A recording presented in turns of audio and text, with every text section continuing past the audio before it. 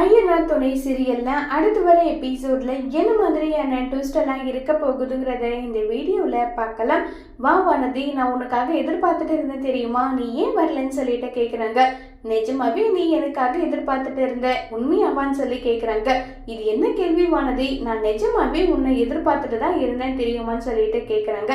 நம்பிட்டேன், நான் உனக்கு ஃபோன் பண்ணா கூட எடுக்க முடியல, நீ எனக்காக எதிர்பார்த்துட்டு இருந்தீங்க, இதை நான் நம்பணுமான்னு சொல்லிட்டு வானதி கோவப்பட்டு பேசுறாங்க.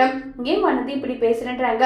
நான் இப்ப கேட்குற கேள்விக்கு பதில் சொல்லு, உனக்கு நான் முக்கியமா இந்த குடும்பம் முக்கியமான்னு சொல்லிட்டு கேட்குறாங்க.